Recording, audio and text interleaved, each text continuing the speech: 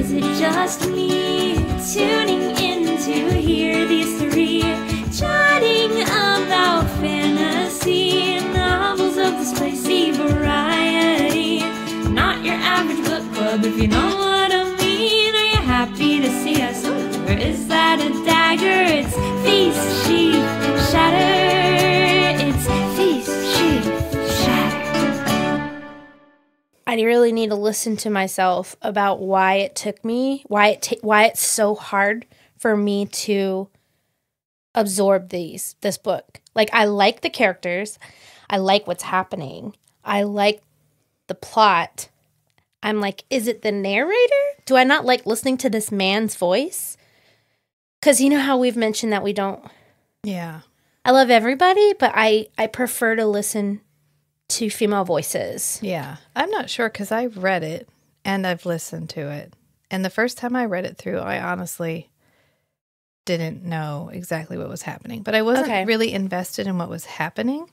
I just wanted to see how it all worked out for all the characters. Okay. So I wasn't like, okay, so was Target Sex System the bad guy? Yeah, and or that might be what it is. It's just hard. If you're not really familiar, I feel like I need a,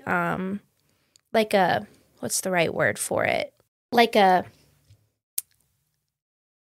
spreadsheet in front of me of what everything is. Oh, a glossary. Yeah, a glossary. Yeah. Or I was going to say, what are the things on the map called? Oh, a key. A key. Yes. Yeah. Yeah.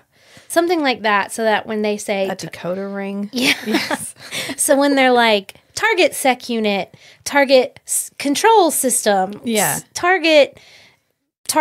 And by the end, she's got so much going on. You have 8 new characters from Art's crew. You have Amena, Arata, Oversay, and Tiago. Right. And then we have Murderbot 2.0. 3 other sec unit, Art, and whatever. And then a plethora of other... And then bad guys. And so, and they are all having independent storylines. All of them are kind of moving towards the same location, kind of. We've had a lot of intense questions for the last 90% of the book. And in the next 5%, all of our questions get answered. But it's in the middle of another huge thing that's happening. Action sequence. Yeah. That is not... It takes a lot of energy to understand them for me. And I'm sure that not everyone's experience is like that. But I always kind of read through action sequences really slowly anyways because I really want to picture it. Yeah. So I'm always like, okay, this is what's happening. Meanwhile, movie brain over here. It got Not tricky. to mention Rachel's reading speed. Every pod forever. Every pod. But we just get so much going on. And I think that's what it is. And she has slowly built us up anxiety-wise and just movement-wise and plot complexity-wise.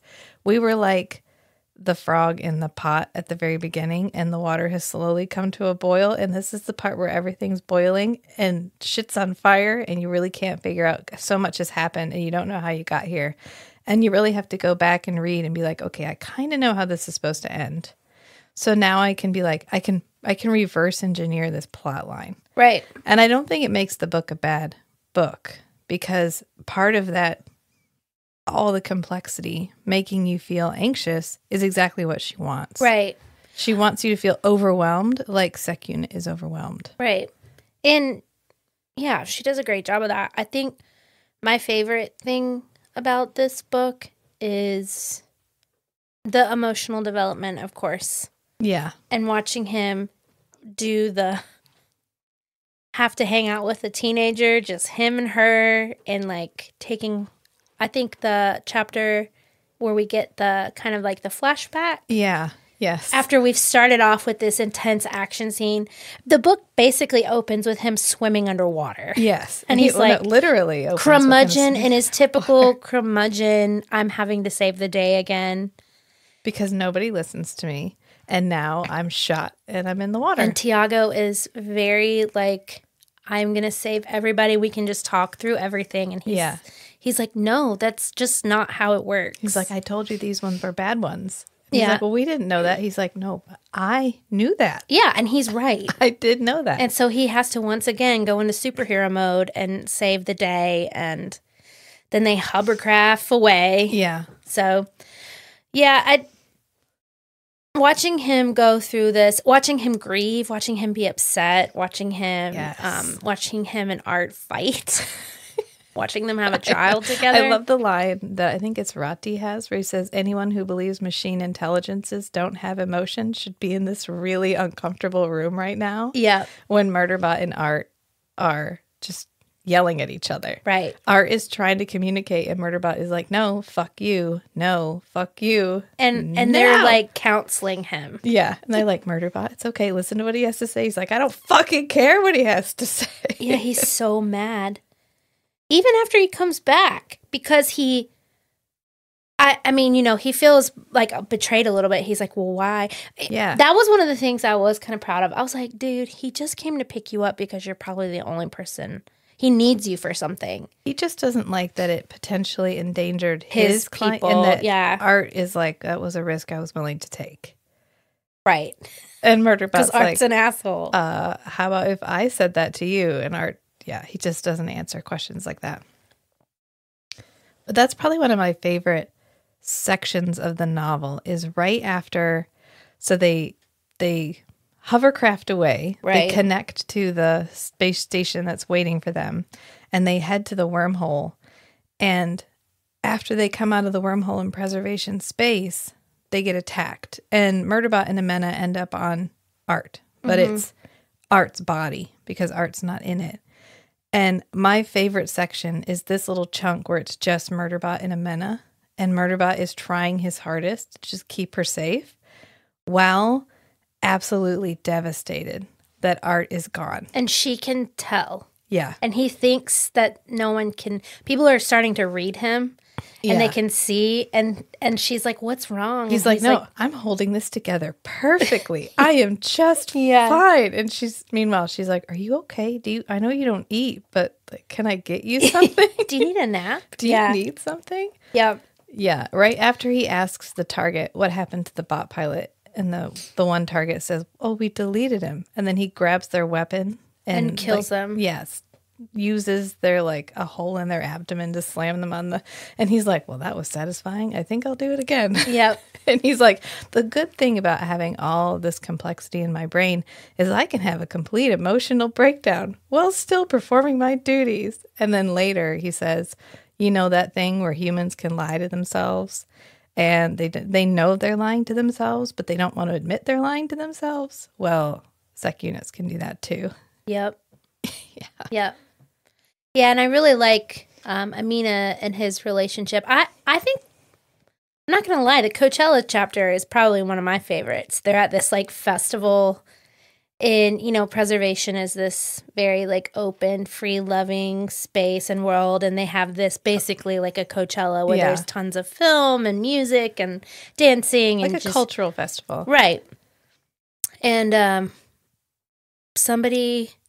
some creeper creep dude. yeah, tricks her into following along, and he just like, that's why I said he Uncle Bucked her. Definitely does. It definitely does. Because then Uncle Buck comes in and like saves the day when she's about to be like essayed. Yeah. So, you know, that's how I was like, oh, he just Uncle Bucked her. Yeah. And she's pissed at first. Right. Thinks she can handle it. And then as she goes along with him, her feelings towards him and her care and, you know, she's just like a mom. Like, she cares about him. She loves him. She doesn't want to get him hurt. They're friends. Yeah. And he's just this, like, curmudgeon-y old sec unit. Yeah. Murderbot. Who absolutely loves her, but doesn't know how to say that. Right. Doesn't know how to feel that. Right. Yep. Yeah. So when they are finally on the ship and he does get hurt, you know, she loses her mind. Yeah, because he brings Art back, but at great personal cost. Yep. And she's really upset. And he's like, well, you know, she's never seen me like this, although this happens to me pretty frequently, which it kind of does. Yeah. Yeah. Can you I'm going to ask you several times to walk me through what was actually happening. How did he find Art? Well, he started taking down the enemy intelligence that was on Art. He created like a DNS attack or the denial of service attack or whatever, where you just spam with pings until something collapses. People use it now to take down websites and stuff, but he uses that to take down that system. And as it starts to fail, more and more of Art's automated systems come back on. So there was a message that Art had sent, but it had been caught like in the queue. And so when that control system started to go down, it got through. And so it pinged it pinged his little communication device of Art's that he has in his rib. And it's just a file called Eden. Yeah, which is his name from the previous books. Right. Yeah. So he has to like reverse engineer. It's just a chunk of an episode from Time Hoppers that says, I'm trapped in my own body. Yeah. And he's like, okay, all right. So maybe he's trapped. And there must be he must be saved somewhere around here. And so that's how he gets onto the control deck, which is when he gets the most damaged. He has to fight his way to the like main controls. And then he finds a file, like a suspiciously large file in like a backup storage in RAM somewhere.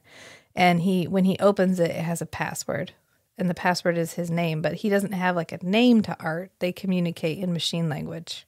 So he uses his like machine ID tag, and that opens it. And that is Art. And Art just reinitializes on his own systems.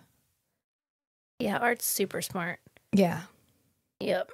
And he is both happy and Mad. pissed to Yeah. have Art back. Yeah, he's definitely in that. Have you ever gone through a phase of your life where you have so many big feelings, but they only come out as anger? I don't know if everyone goes through that, but I certainly have. And so I relate to him a lot when he is just mad. Everything is so frustrating and annoying and such a big emotion, and he doesn't know how to manage it, so he's just pissed off constantly. Which he says. Yeah. Like, maybe I'm angry all the time? Yeah, because, I mean, he just doesn't know. That's how certain 3-year-olds that we know, I feel like that's how he feels sometimes, where, you're just like, what do I do with these big feelings? I feel so much. Yeah. But Art comes back and they get into it immediately. And so these, our team is just watching them like, it's basically like this back and forth, and they're just like watching this thing happen, and they're like, wait a minute, do they have a relationship? Are they friends? Yeah. And they call it a relationship, and Murderbot is pissed. Because he immediately thinks that they mean some sort of like sexually intimate relationship. Yeah. He's like, no. And then Amina's like, wait, can that happen? I know. And he's like, no, maybe, yes. I don't want to talk about it. No, it definitely can. He's like, no, it definitely cannot. No. And then when she calls it, like, so then they decide. So then what happens? They realize that there's this planet where there's potential alien remnant. Yeah. And there's 2 factions. Art blackmails them into helping him get his crew back. Right. It is like, you know what? I would love to help you, but I need you to help me first. And they end up contacting that Corporation Rim ship that's just floating around out there waiting for rescue because their warp drive or whatever is broken. And that's when Sec Unit and Arata go on the other ship, or Oversay, one of them goes over on the other ship to like negotiate and try to get information because they don't know what's happened. They don't know what happened to Art, and they've got to figure out what happened to Art in order to find his crew. And that's when they end up getting like held hostage. And Murderbot's like, yeah, it's not happening. I control your sex system. I control everything that's happening. I've already shut every door except on the path back to our ship, so we'll be leaving now. And the other commander is just like, sorry, I was just trying to get a better deal. You understand. And they're like, God, I fucking hate the Corporation Rim. Right. Because they're always just trying to get as much as possible. Yeah. Yeah. It's definitely the undertones of capitalism versus socialism in these books is like very real. and just what like undertone? It's just the it's whole... like, yeah, right. It isn't an undertone. It's the plot. It's the plot, Yeah. basically, yeah. Because that we find out art's actual function. Yeah. Which, go ahead. Because Murderbot thinks that art is a university ship, like research, deep space research, and occasionally transports cargo. When really what they do is they find these, so a company will buy a system or settle a system, and the corporation will take colonists there and drop them off, and then keep them supplied until the colony is self-sustaining. But sometimes they get taken over, or that colony isn't economically feasible or anything anymore, and they'll just abandon the colony, which is what happened to Preservation. Their colony was just abandoned, and it wasn't self-sustaining, so it started to fail. But some continue to survive, so what will happen is another corporation will find some archive that lists the location of this system, and they'll go there, and then they'll just tell the colonists, we own the planet now, and we own you, or you got to leave, or whatever. But they'll completely take over the planet because it's like salvage. It's just sitting there. Even though there's people on it, they don't have any ownership. And so what perihelion, or art, does is go to there and talk to the people and produce documentation that states that they have ownership of the planet. Not produce as in find it, but forge it. So they forge documentation for these colonies so that they have the right to own their own planet. So they're, in essence, a nonprofit. Yeah. That saves groups of humans. Yeah. From corporate entities Just lying seizing and their taking land. From the colonization. Yes. Correct. Okay. Yeah, I knew it was something cool like that. I was like, I have a feeling it's this thing, but I'm gonna make sure that's what it is. It's a like a charitable mission. Right. Yeah. And it's sponsored by the university. Yeah, the University of New Time. Which is why Art he's fully weaponized. Right. Secretly. He has a asteroid deterrent system. Right. Which is, I think, 24 rockets, 24 bombs. Yeah. And lasers and, in case you meet some really, really big asteroids. Yep. You got to get through that asteroid field. Yeah. What else are you going to do with those rockets? That's another part that's my favorite. Yeah. At the very end, when Art finds out that Murderbot has been captured, and he's like, well, then I'm just going to burn it to the ground. And they're like, Art, Yeah. take a minute. And he's like, well, you better come up with a really good alternative to burning it to the ground. Yeah, he's like, negative, we're not doing your plan, we're doing my plan, and we're burning it to the ground. Yeah. Yep. Until they give me my friend back. I will hurt them until they give me my friend back. Yeah. I really liked the introduction of baby Art and... Oh, Murderbot too? Yeah. Yeah. That was really cool. Watching Murderbot have to interact with himself. Yes. It is always a moment in a being's life where they have to face themselves. Yeah. And I'm curious how that will change him moving forward in maybe some of the other books. Yeah, maybe. Like being self-reflective, like, oh, well, I know I'm an asshole because I've had to work with myself before. Or I know how terrifying it was to interact with me. Right. When I just took over things and forced stuff to the front of people's feeds and whatever. Right. And with, like, he was completely just wide open, vulnerable. Yeah. Raw. Yeah. With his double? Yeah. Yeah. Himself. Yeah. Yeah.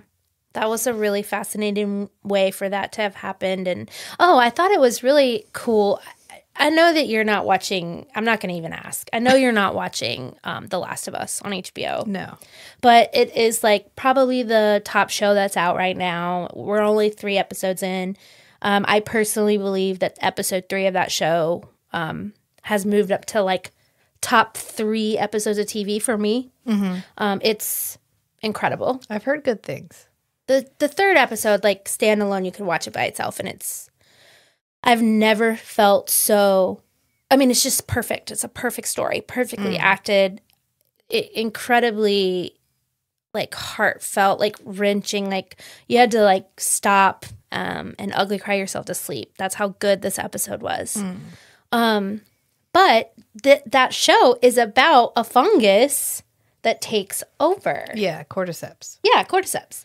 And so it's just been the timing of reading this book, because we get this almost, the big bad is basically kind of like a construct. Yeah, it's an advanced alien fungus. Yeah, advanced technology that also presents as a fungus. Yeah, an organic.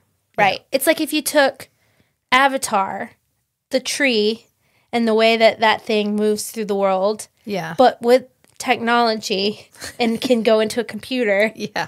Yeah. And then you get, like, but also, like, Ultron, because it thinks it knows best and it's trying to take over everything. Yeah. Yeah, I just thought that. I was like, oh, lots of fungus taking over these days. Yeah. I thought about that. In Girl with All the Gifts, it's a fungus too. Really? Yeah. Yeah, I feel like I need to really deep dive more into fungus and how they are capable of being, like, it's like the new hive mind. Yeah. You know? We have the concept of hive minds in, like, Ender's Game. Right. In, like, so many different sci-fi fantasy, but fungus, that's where it's at these days. We've swung to fungus. Yeah. Hiding amongst us. Oh, I was asking, does everyone actually dislike Murderbot like he thinks, or do we think it's just that they can't figure out his motivations and so they're confused? I think certain people see him really quickly. And then I think people who are naturally skeptical, like Tiago. Yeah. But that was almost like personal. You know, he's frustrated that his sister-in-law is not being emotionally vulnerable. She's not opening up. Nobody knows what's going on with her. They cannot, for some reason, recognize that she might be traumatized in some way. Well, they don't know the whole story. Right. Yeah. I mean, but we all... Yeah. Right. Okay. Yeah. Yeah. But so he's just kind of, like, jealous a little bit. So he naturally doesn't trust him. But I think most people that he meets and his people really value him. Yeah. Well, way more than he knows. Do. Yeah. One of the little sweet parts is where when he gets back and he realizes, like, oh my God, they did all of that for me. And, like, I was made to be left. To be disposable. I'm a construct. My entire purpose is to be left behind. And they went out of their way for this rescue mission. And then he goes, I need to stop talking for a little bit. And I stopped talking for a while. It's like he needed to go look at the wall and watch TV for a minute. Yeah. He's so funny. I know. He has these, I love it when he's having an emotion and it just says, I need to have an emotion. Like, it has a panic attack after it finds itself hanging because it gets captured and it's hanging over, they're trying to get it infected. And so it gets out, which it, like, detaches its own hand. And then the skin ripping part, I was just like, oh God, that's a lot. Yeah. I think it's just to show how desperate it was to get out, even though it's not framing that like that to itself. Right.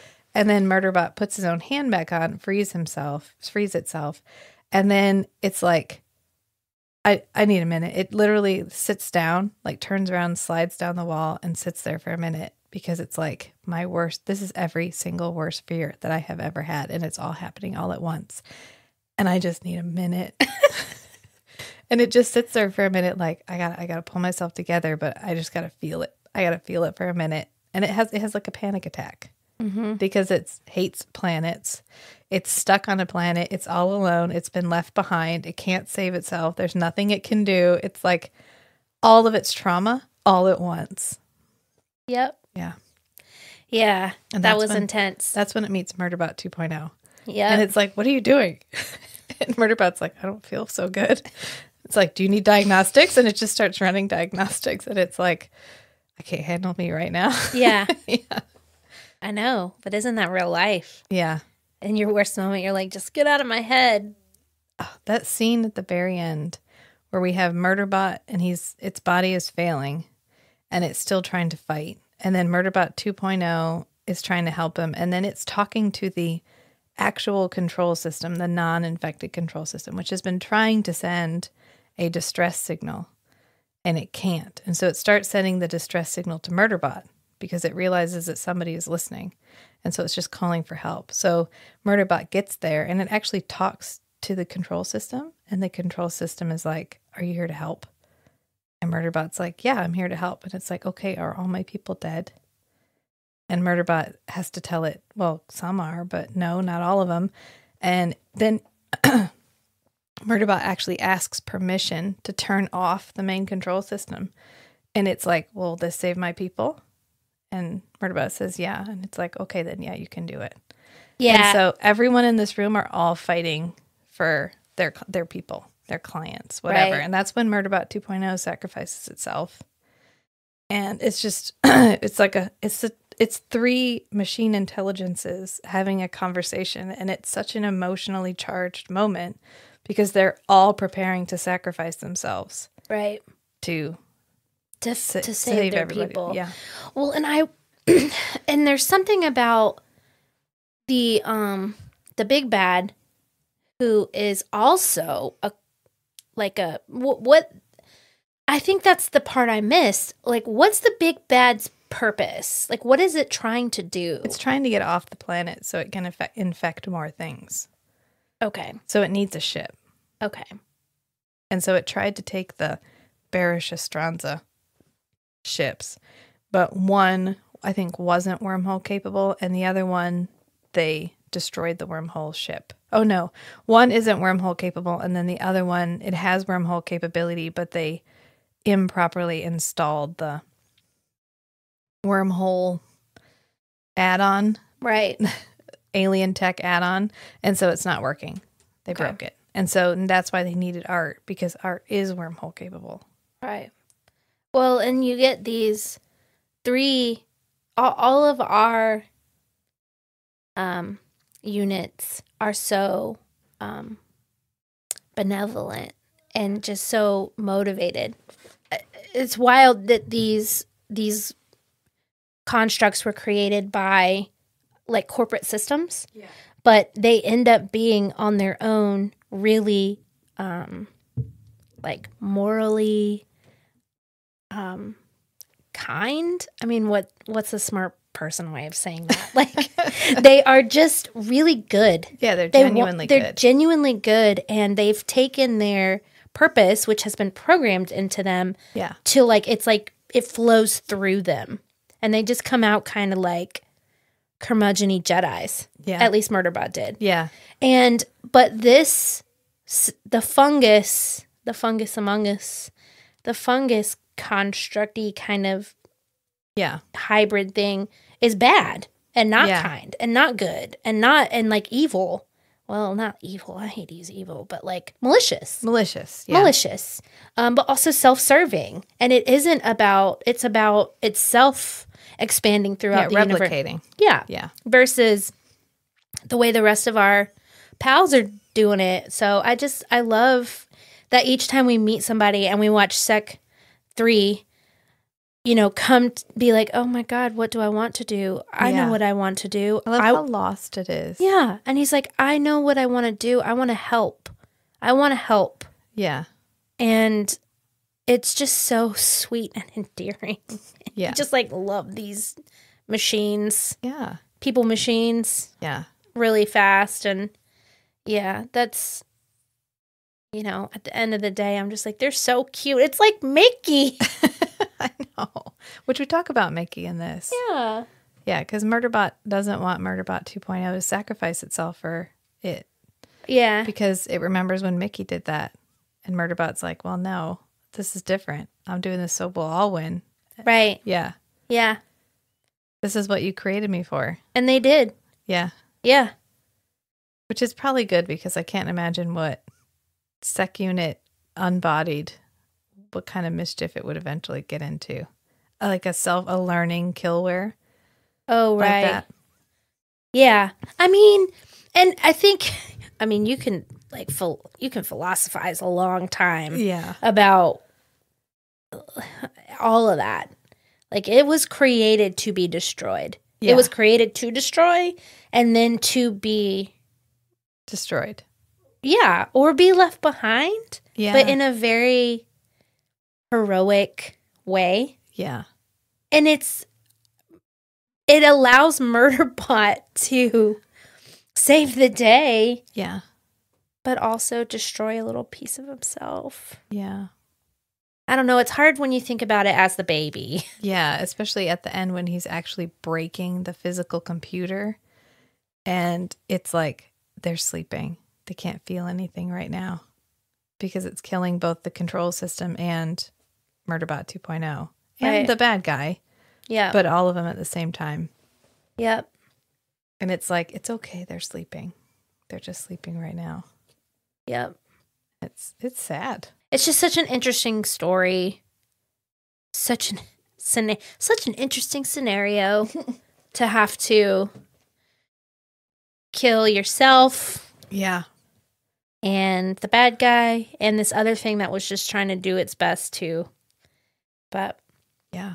I mean, it's as dense as her short stories, but it's novel length. Right. It's like 4 short stories put together. This must have been exhausting to write because she had a lot of pieces to keep up with. Oh, yeah. Yeah. Yeah, and like where we start and I think the section that was the hardest for me was the section when they're on the ship and then on the ship to leaving the ship was really hard to follow. Yeah, it is really like 4 short stories in one. Yep. It just like kind of changes. I mean, everything about it is just, but they're too short to be novellas. Yeah. So you'd have to put them together. Plus they're all connected. Yeah. I saw someone on Reddit bring something up that I thought was really interesting, and I wanted to bring it to the table. The difference in when we meet Sec 3 versus Murderbot.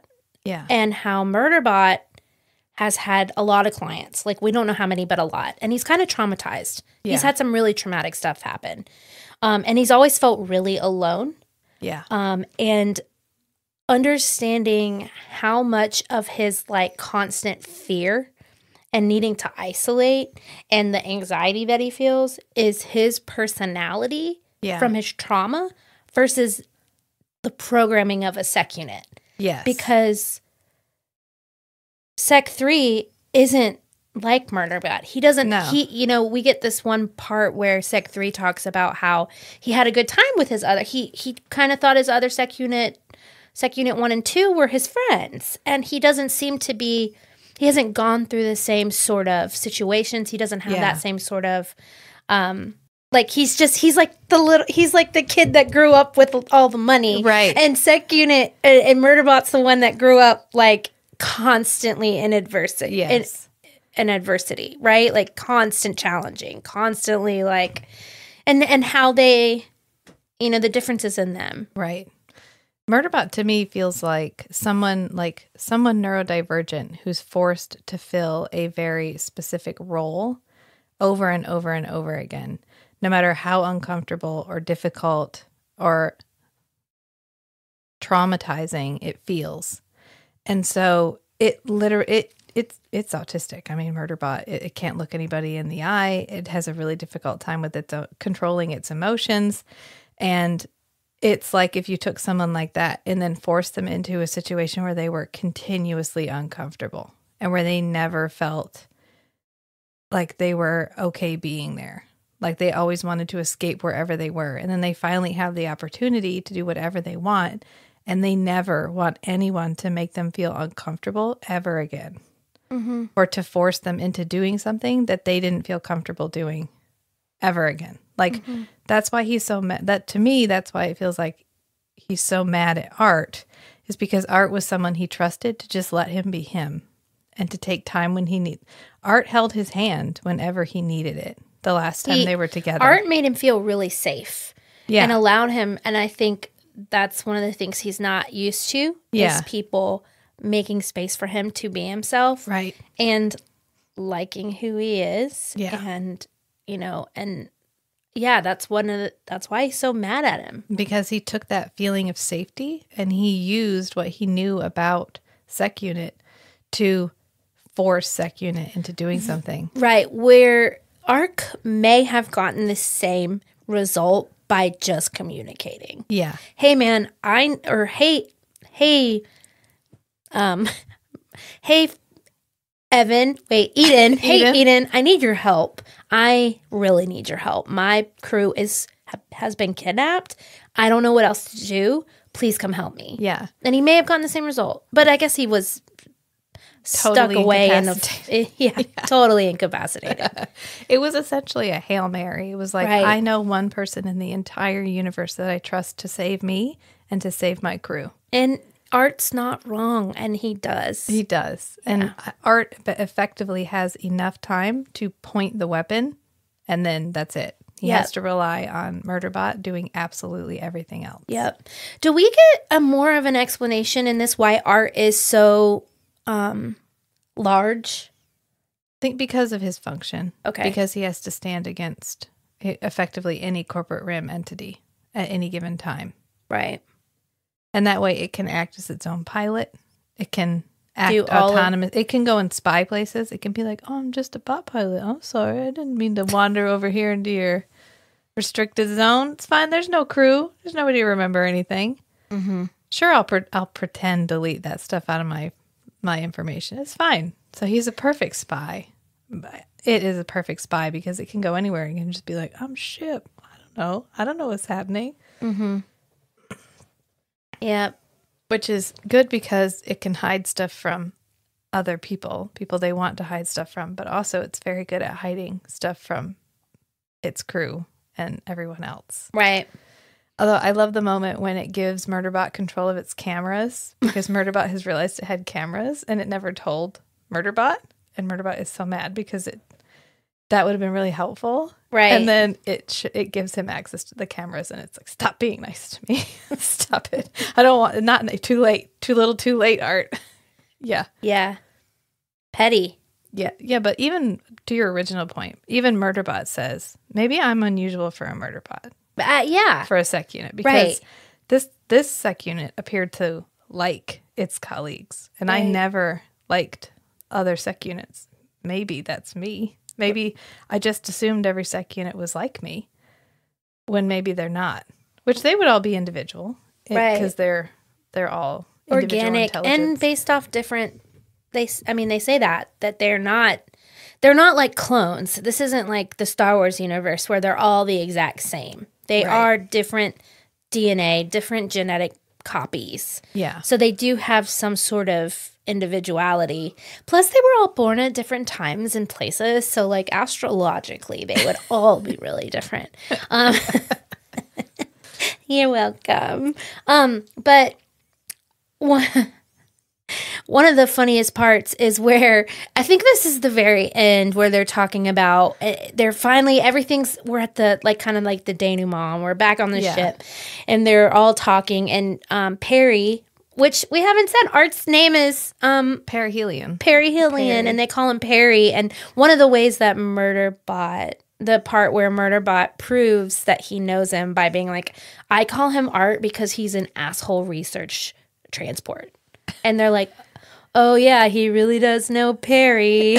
But when they're at the end and Murderbot has assumed that Perry Art told his crew everything about him. Yeah. And he didn't. He just said, I have a buddy who is a Sec Unit. Yeah. And then when they realized that every time they've heard about the Sec Unit on the news, it has been him, Murderbot. Yeah.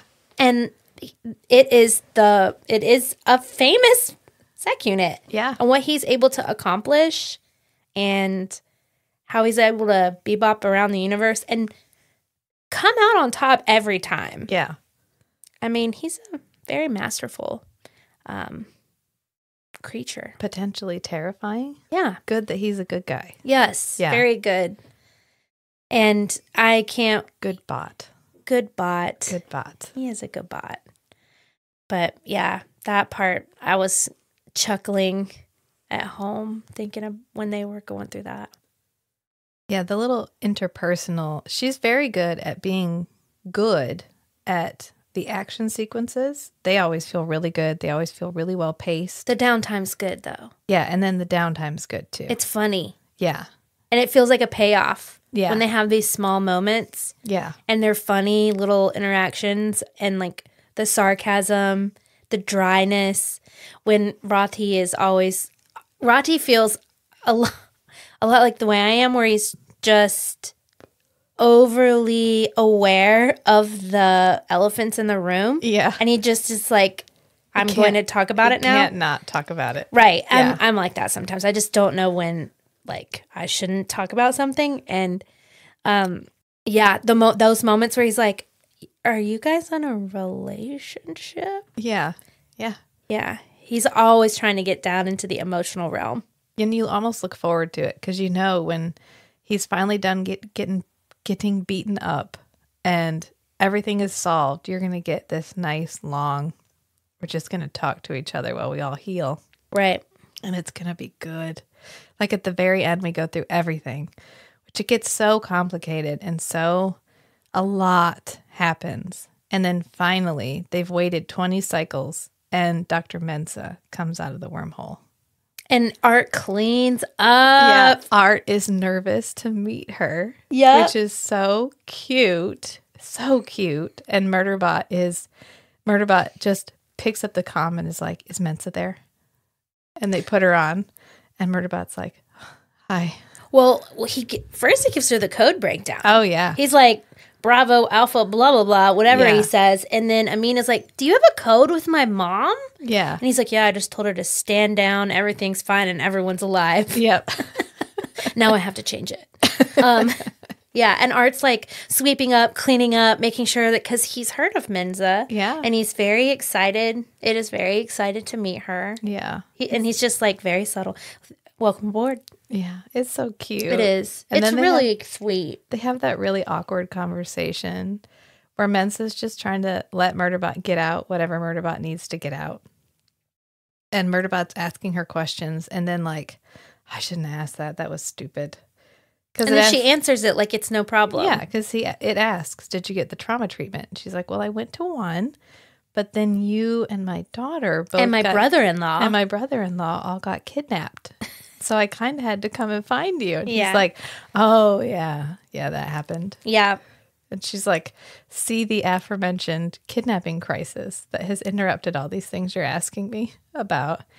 And then, because at this point, Perry or Art has asked Murderbot to accompany it and its crew on more missions. Yeah. And that's kind of where we're going. Right. And Murderbot's not sure what it wants to do.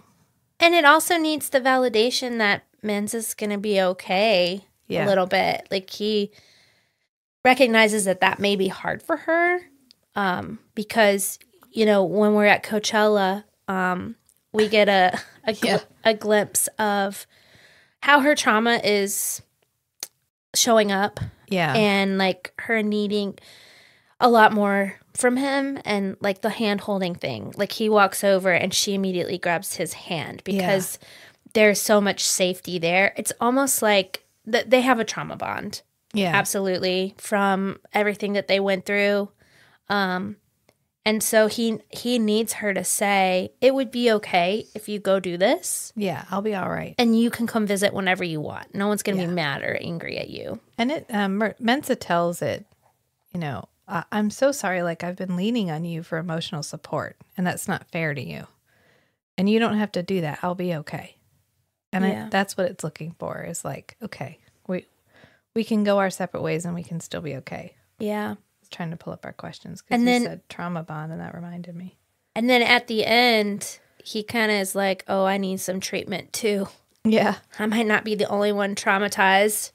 And I think he's starting to be more self-aware about, like what you said, what's him and what is sec unit programming. Yeah. And him trying to, you know, be recognize when he does have safety, that he, like, being present in it versus always, like, I'm going to go face the wall and watch Sanctuary Moon. Yeah. He didn't get a lot of Sanctuary Moon in this. No, they've started branching out. They've been watching other shows. Yeah. That's okay. Murderbot 2.0 watched an episode of Sanctuary Moon because as soon as it's in his head, it downloads a bunch, it like acquires a bunch of its media storage. Yeah. It's like, all right, that's fine. Yeah. You can have I that. have 3 minutes. I'll go ahead and watch some. Yeah. Yeah. Which they must watch it on like fast forward. Oh, yeah. They probably watch it the way I listen to stuff, like 2.5. Yeah. Yeah. This is the first time I wasn't sitting out in the car finishing the book. I finished it earlier Yeah, today you did for the good. 3rd time. That's good. You read it 3 times. I listened to it, yeah. And I read some of it, but I still not enough to. Every time I reread it, I have forgotten how it ends. Like, okay, I can't remember how this wrapped up. Right. Yeah. Well, and it's just, I think we've talked about this in some of the other books. It's the plot's not what is so, I mean, for some readers, probably, they love the twisty ending or the plot, but this means more to me because I like the characters. Right. And I like Murderbot. And I like art. Yeah. And I want, and I just want to know more about them. So I like the small moments more than the action. Right. So when there is a lot of action, that's when I have a hard time, like, tuning in. Right. I do the same thing in movies. I'll just, like the fight scenes, I don't care. They're not. Yeah, me neither. It's very rare that there is a fight scene. Actually, there are certain directors, fight scenes, that they do them so well that they kind of tell a story versus just being action. Yeah. And those I can follow. The Russo brothers, they're actually pretty good at action. I can follow them. But sometimes you can't. Sometimes I can't. But sometimes action is more plot progressive than other. Does that make sense? Yeah. I think to me, this felt, of course, it felt important, but it felt like there were as many layers of importance as you wanted to put on it. So whatever you wanted to pay attention to on this read through, you could. Mm-hmm. And then next time, maybe you'll be like, okay, well, I know a lot about how Murderbot and Murderbot 2.0 and the control system talk to each other. This time I want to know what they're actually talking about, which is kind of a terrifying moment when it destroys the physical computer, the physical control system, and the fungus-infested body that's just been laying on the ground. Opens its eyes. Straight White Walker. Yeah, stands up. Blue eyes, stands up. And That was horrifying. chases after him. Mm-hmm. Yeah.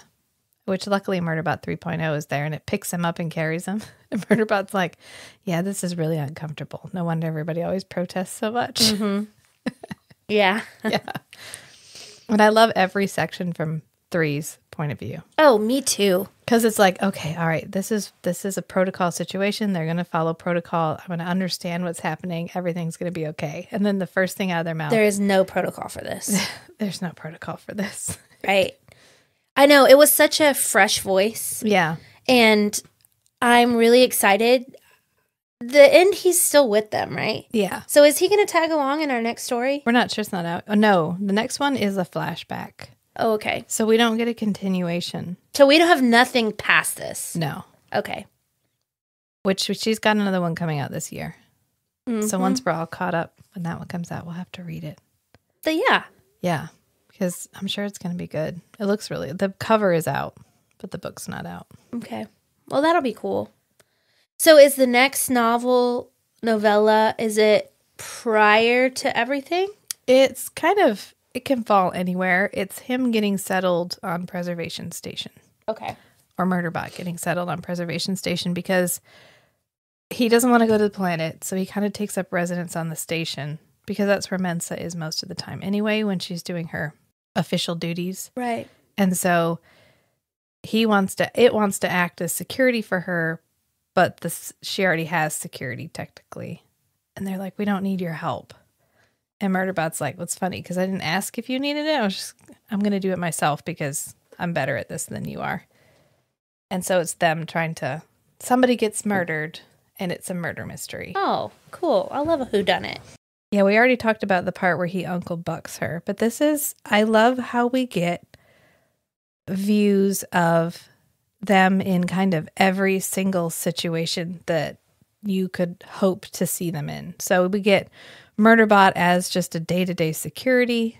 We get Murderbot as crisis mode. We get Murderbot in epic save everyone mode. We get lots of small moments.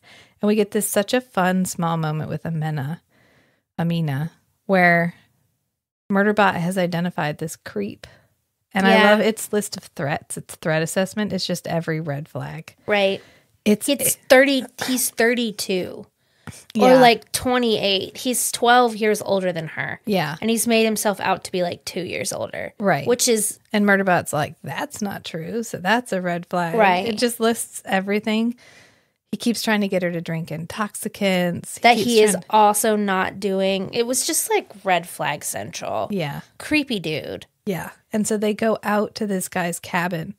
And when the guy flicks on the light, Murderbot is just standing in the room. Can you imagine? And Murderbot's like, checkmate, motherfucker. Yeah. Yeah. Well, and it's just another example of how teenagers often think that they have everything under control. Yeah. Because they aren't able to accurately risk assess. Yeah. And so I think she realizes once they have a talk about it a little bit later on, like, oh shit, yeah, like maybe I was in over my head and maybe he was more dangerous and who knows what his actual motivations were. Because in one way you can think, yeah, maybe he is just a dude that's awful. Yeah. But also maybe he is a bad guy trying to kidnap her and, get to Menza. So there's lots of options for his shittiness. Yeah, and then Amena calls Murderbot a dog.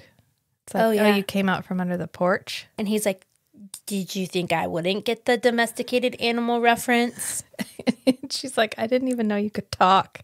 And then he's like, oh, wait, have I not been talking? Have I never talked to you? And he talks to some of the other kids. Yeah. He talks to him on the feeds. Yeah. And he plays games with them and stuff. Yeah. But not her. Teenage girls are not easy. Mm-mm. They do a lot of eye rolling. Yeah. There's a lot of, please get the fuck away from me. And he's intimidated by her erraticness. Right. Yeah, her unpredictability. Yeah. He doesn't like. Yeah. He over and over is like, I don't know why Art likes adolescent humans, because Art has a soft spot for kids. Yeah. Well, and he's always got him on a ship. So he's like, learn more. And this is his first, teens take more patience. Yeah. Yeah, it's coming. I know. You got some time. Yeah. And who was it? Glennon O'Doyle was saying one time on We Can Do Hard Things about how parenting teens is like being a houseplant. Like you need to be there and be present and they need to be able to see you, but you need to leave them alone. Yeah. Like, so when they need something, you're there, but you cannot be actively just in their shit because that's when they're learning how to individualize and figuring out who they are, them trying to hide, be secretive, have their own lives. I was not an easy teenager at all. No one was going to tell me what to do. I can see that. Yeah. I was really easy. I was not. But I also, troubled youth, broken home, latchkey kid. I had a lot of that again, Yeah. So, yeah, teenagers, but any teen just needs some. You're not their mommy anymore. Yeah. You're their mom. Right. So you got to let them do the thing. Which Murderbot kind of thinks about. He does not tell Mensa about what Amena did, about Amena going off with the guy. He's like, no, I figured we could just keep that between ourselves. Right. Which is that's how you build trust. Yeah. Yeah. And she's like, oh, you're not going to tell second mom about this? And he's and like, Murderbot's no. like, no. This happened between us. Yeah. It's solved. I solved the problem. No one's Nobody hurt. got hurt. There's no reason for her to know. Yeah, Uncle Buck. Yeah.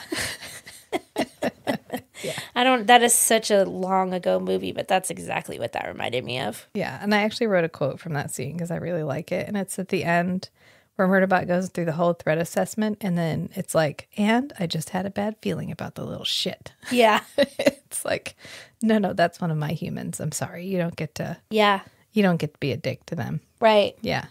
Yeah, for sure. Trying to look. I was just going to look through my notes too. Oh, yeah. We forgot about we get more information about what happened to Mensa because Mensa got attacked after she got back on preservation station. What? There was another kidnapping, wasn't there? Or like No, they got attacked by, they basically turned a couple of people into like universal soldiers. They just overrode all of their biological commands and just pointed them at Mensa to kill her. And so we cut in because he's trying to show Thiago that he isn't intentionally controlling Mensa. Right. That shit has happened that Thiago isn't aware of. And so it shows clips of it. And part of it is like Murderbot is trying to hold one of them down and choke them unconscious. And another one is stabbing it in the back. And after everything gets done, it's like, okay, well, I'm going to go. There's like one thing I got to go do real quick. And that's when it breaks into the sex system and it like vigilante finds the controller of the guy that sent those people after Mensa. And it finds it and he gets in the guy in the in the person's room and it's like, oh, I'm going to kill him. I'm going to kill him. And then it's like, oh, fuck, I can't kill him. Mensa will be really upset. Or I'll have to lie to Mensa. And I don't want to lie to Mensa. And it's like, oh, no, she'd believe me if I just said that he rushed me and I had to kill him because it was self-defense. And he's like, no, she'll know. And even if she doesn't know, I'll know. Yep. And then he ends up calling security and having them come to get him. And Murderbot's like, I should have killed him, but I couldn't because that wasn't what Mensa would have wanted me to do. Right. So he has to kind of override his desire to just do what he can. He has absolutely no qualms about killing anybody. No. Ever. No qualms. No. None. He needs external framework for whether or not it's okay to kill people. And so Mensa is like his external conscience. So it's, or when we're on the ship and he wants to kill those people, but he can't because then Arata will make a sad face. It's like, yeah, I want to kill these pirates, like Waterworld pirates. Yeah, they really are Waterworld pirates. The way that they're described, like sitting up in their little gunship, and it reminds me of the Waterworld. I love that reference. Oh my god, you should do that movie sometime. Oh, I love Waterworld. Yeah, a lot of people did. You want to talk about expensive movies? It was a good movie. It has a director's cut. That's awesome, and it actually makes a lot more sense than the non-director's cut. Yeah. Yeah. Yeah, but you know when they go up to the atoll and they're all on the like cobbled together ships. Yeah. And or when they're on their ship, they're like floating battleship that they all live on, and it is just like here, start him young, and he starts like throwing cigarettes at everybody, and yeah, that's what it reminded me of. It's like, oh, it's the evil Waterworld pirates. Yeah, that definitely is. Yeah.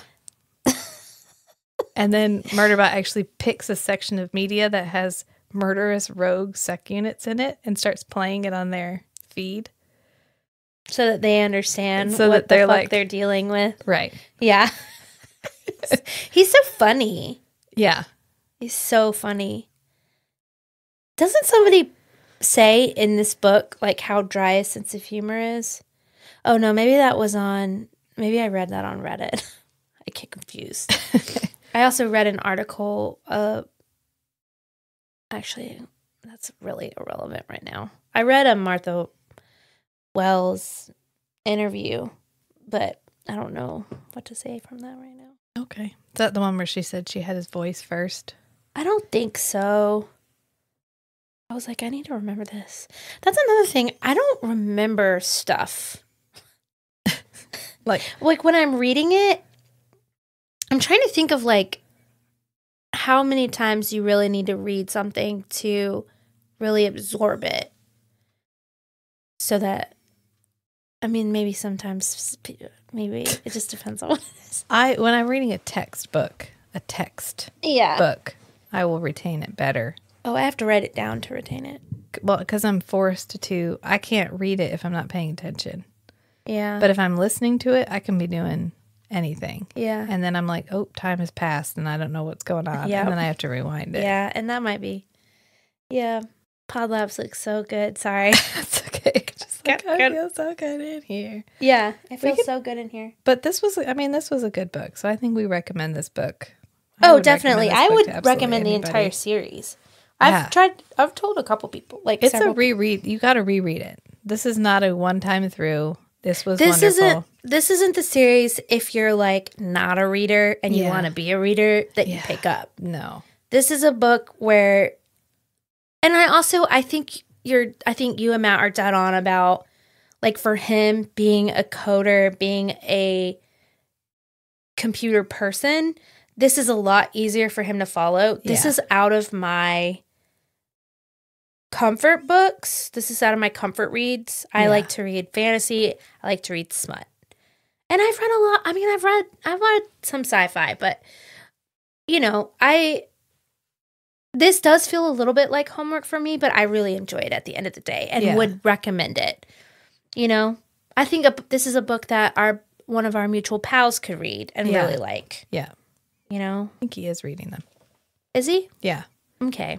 But it's because I like the character of Murderbot so much. Yeah. That you push through everything else. Right. So even if you don't love the action, which I enjoy the action sequences, I feel like they're just short enough that even if I'm This would be a great TV show. Yeah. It would she writes it like a TV show. It's paced extremely much like a TV show where you get a little bit of action and then some down and then a little bit of action and then some down. Like the part where the agricultural bot, he calls the agricultural bots in to help him. And then the control system, the evil control system takes them over. And it sends that one agricultural bot after him. And he manages to shoot out all its joints and save everybody. But then it falls on him. And everybody just bunches up around him and is shooting at him. And it's like critical failure, no restart. Right.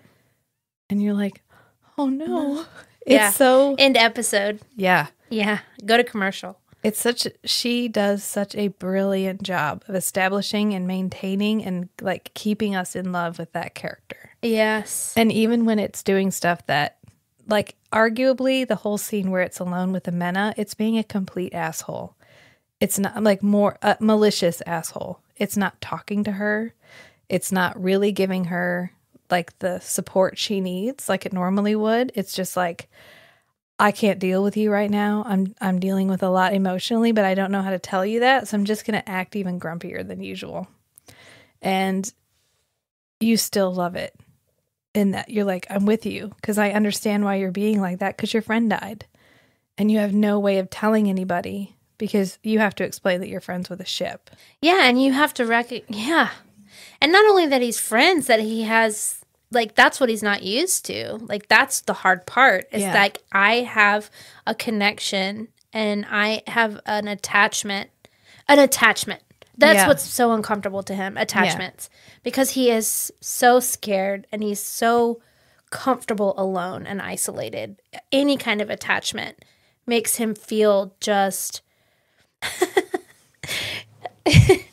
Have you paid attention to, like, attachment theories at all? Well, and, like, insecure attachment.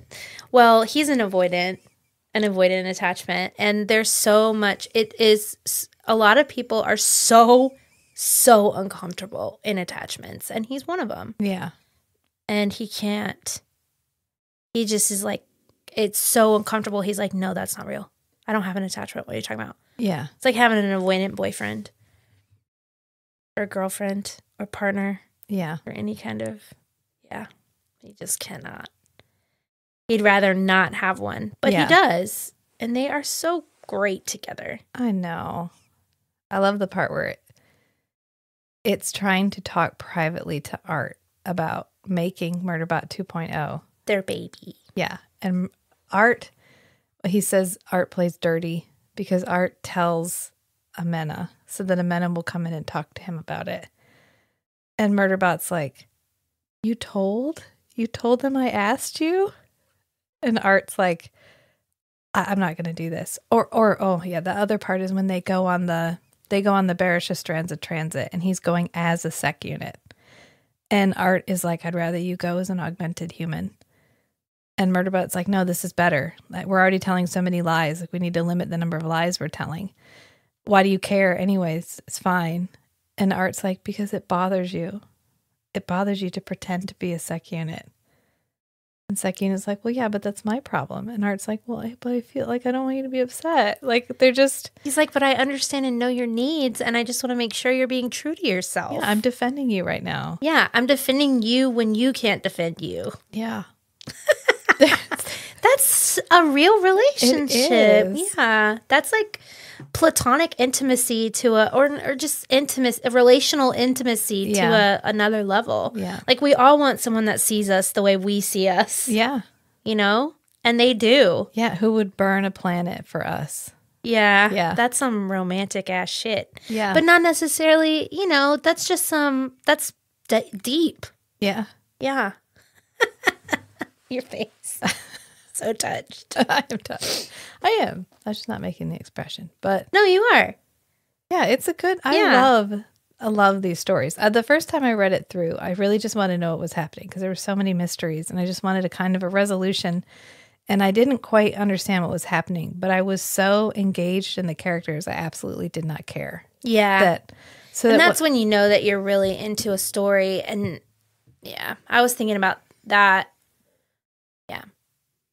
I'm rereading a book right now that we'll probably at some point cover, but I just needed to read a book that felt really good to me. Yeah.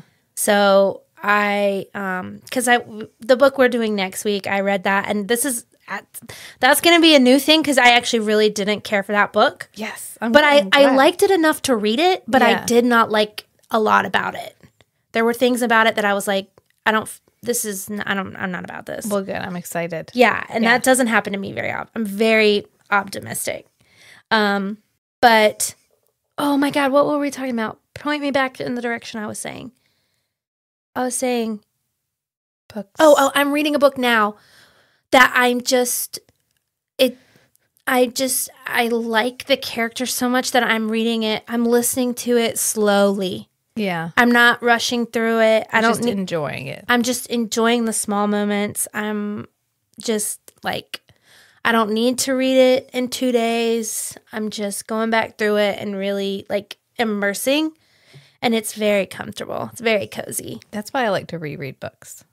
Yeah. I mean, certain stories, absolutely. And I think we've mentioned this before, rereading books is way better than rewatching shows to me. Yeah. I don't want to see it again, but I will read it. Like, I think I've read a lot of books twice. Yeah, I do. It's comforting because you like the characters. You know you're going to like the story. And you feel connected to it in a really different way. Yeah. It's not the same experience as watching a show. It's deeper and more immersed. Because the story can be so much more immersive.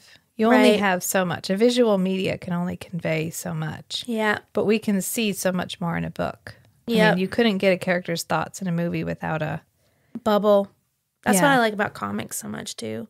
It's just a completely different type of experience. You're seeing it and reading it. And yeah, you're right. The depth of reading and being able to see thoughts. Yeah. But also see a visual. It's amazing. Comics are amazing. Or graphic novels, whatever you want to call them. Yeah. I like both. So like when are we going to stories. do your writing? We're not. Okay. That was a nose flare. Everyone, that was 5 listeners. That was a nose flare. I got to finish it. I hear you. I know. I need to reread it anyways. I got to buckle down. Well, you do just when it comes to you. No, I know, but I need to. You can't force that kind of stuff. I got to set aside time. That's what I mean. I just got to set, even if I just sit there, to be like, this is my writing time. Yep. All right. So read Murderbot. We like this. Hopefully you already read it. Although we didn't really spoil the ending. Yeah. Did we? Yeah. God, I'm trying so hard. I mean, this is not, you should not listen to this if you aren't gonna, if you're gonna read a book, don't listen. Yeah. You don't listen to content about a thing that you haven't read. Yeah, this was our review. So it was fine. Yeah. Our book talk. Just open talk. We talk about a book. Yeah. This one was Murderbot, Network Effect. Did you notice I got my hair cut? It did. It looks really nice. Thanks. Saw your picture on Instagram. Oh, yeah. Thanks.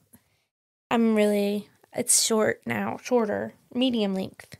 Because my hair was dead. That's quite blonde. It is very blonde. But I am naturally blonde. But I get it really blonde. I get it extra blonde. I get it extra blonded. Yeah. I get it as blonde as when I was a baby, a little kid, which is very blonde. But what do you have? Well, coming up next is City of Nightmares. Right. Yeah. That's the book I didn't like. Right. And I'm excited to differ in opinion. Because Yeah. I think it'll be a lot we can talk about. Because you did like it. I liked it. It wasn't like oh my God, this was amazing. But it was good. Like, I enjoyed it. Yeah. I'd read whatever sequel, if there was a sequel. Do you think there's going to be? Yeah, and I'll read it too. And that's one of the things. Anyways, we'll save it for next week. Yeah. So moving forward, we would love to focus on like books that are really, really good, but maybe aren't the book that's all over everybody's feed right now. Yeah. So we would love help finding those. If anybody wants to drop some in the suggestion forum, we have a suggestion forum, and it's at my website, our website, strangeandbeautiful.club. Strangeandbeautiful.club. Yeah. It's super sophisticated. It's just a bunch of links. Yeah. So you just go on there and you find the right link, which is submission form, and fill that out. I'm still on Instagram. I am up to 53 followers. Holy goodness. Oh, yeah. Yeah. I'm doing good. I'm excited. You're doing great. I posted the other day and I got like 4 likes I love that. within an hour. Holy goodness. So I was like, oh, look, people are, because usually I like it. And then you like it, and then maybe one other person will like it, which is fine. Well, and something I might start doing is I've thought about, I engage a lot on Book Talk on TikTok about books, and I've thought about sharing our... If you want to run the Strange and Beautiful TikTok. I don't want to run a TikTok, but what I will do is say, hey, you should check out this podcast. Yeah, feel free. You can shill for and the I might podcast. start doing that more and do a more on Instagram, just because I feel like there are people out there that might want to. I don't know. Of course there are. Yeah. I get views on days when we don't post an episode now. Cool. Which is good, because it used to be I would post an episode, I'd get views, but then I'd have a lull. And then when I post an episode, I'd get listens. And then there'd be a lull. But now there's a handful. Yeah. Every day. So I feel like that's good. Yeah. I've been thinking a lot about my definition of success for the podcast. Yeah, tell me about that. And so I was thinking, really, my only definition for success would be for us to build an interactive community. Right. And I don't care how big it is. Yeah. Yeah. Same. So that's fine. We're getting there. It just takes time. It takes time for people to find you. My definition of success is public criticism. Oh, yeah. That would be really... When people don't like you. Yeah. The first article that somebody writes, it's like, what is this? Why are they so dumb? Why is Kate so dumb? I am going to frame it. Yeah. Public criticism. You're like, oh my God, look. Or just, I don't know.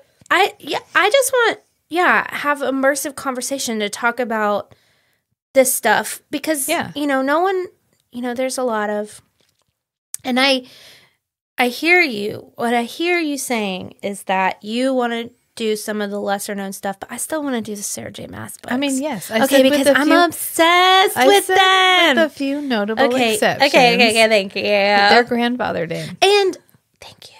And I think anything that means a lot to us. Well, yeah, obviously. Yeah. I'm just saying, I don't want to be like, oh, everybody's talking about Colleen Hoover right now. I don't give a shit about her. Did you read Verity? I don't care. It was not okay. This is going to be a Colleen Hoover side note. Okay. We're going to do it right now.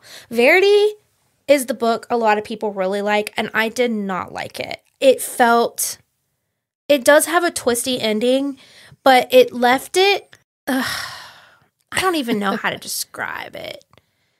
it just didn't. When someone says this, when I hear someone say that book was so good, I'm like, well, what other fucking books are you reading? Because that was not to me. You know, I mean, it was, she left it so vague and it was so twisted. I mean, I guess that's what people liked about it because it made them feel, I mean, people like stuff when it makes them feel. It could have been a very good, if you're not a reader, book. It is. That's exactly what she is. Yes. If so you're not a reader, which no gatekeep, I'm not going to gatekeep. Yeah, no. I'm not saying that. Yeah. I'm just, there are, like Greg Egan. Okay, so Greg Egan, I'm never going to read Greg Egan. I don't care. He's so deep in sci-fi, it might as well be in like another galaxy. He'll have one of the book series Matt read, the main characters are amorphous blobs. Ew, no, and it's them figuring out how to save their planet. Do they have sex? I don't want it. They just, they just split. Is there sex in it? Part of the plot line is they figure out, so when they procreate, the females split like a cell into two, so they die. In order to have children, you have to die. So they figure out how to split off a part of themselves and create a new being without themselves having to die. And so it's this whole, I don't know. Anyway. Is it called women's reproductive rights? No, my point here is I consider myself someone who enjoys reading and a reader. I am never going to ever, that is too far for me. No one who is not a reader is ever going to pick those up ever and be like, that was the best thing I've ever read in my entire life. And that's okay. There's definitely books that are wonderful. They're enjoyable. They're fun to read. And then you're like, well, I think I'll step up a little bit. Or maybe you hop. It doesn't really matter. Everybody has their own journey, but there's no gatekeeping here. There's just everybody enjoys different kinds of books. I can read Atlas Shrugged and I can read Ice Planet Barbarians. Ooh, that's a good. I love those two. Thinking about those two, yeah.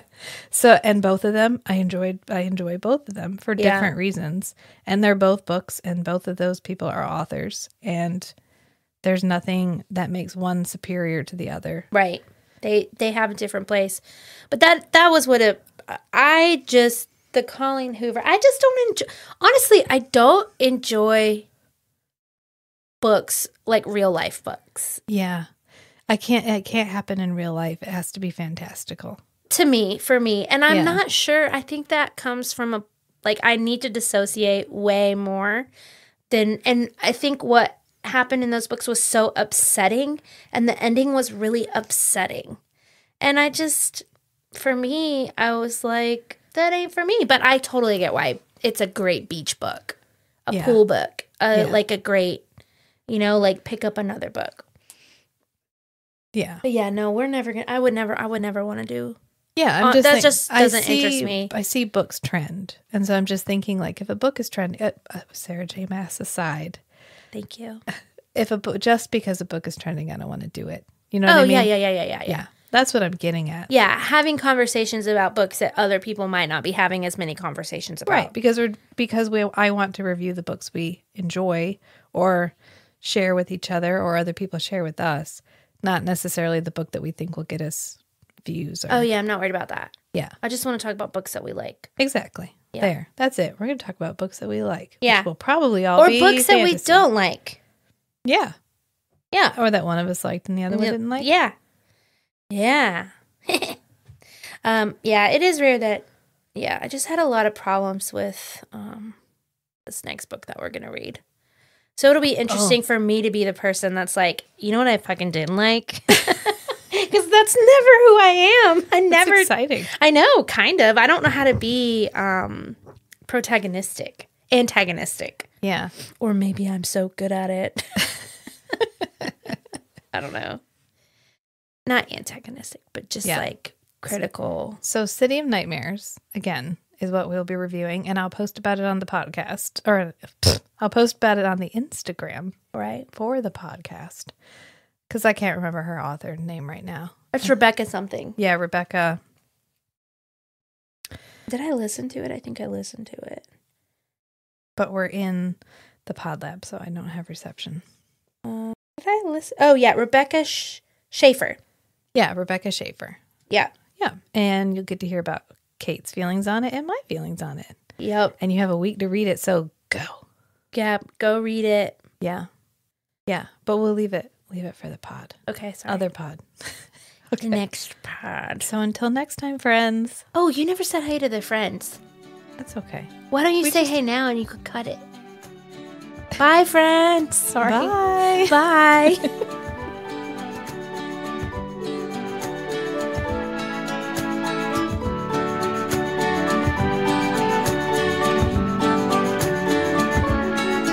Is it hot in here or is it just me tuning in to hear these three chatting about fantasy novels of the spicy variety? Not your average book club, if you know what I mean. Are you happy to see us over? Is that a dagger? It's feast, sheath, shatter.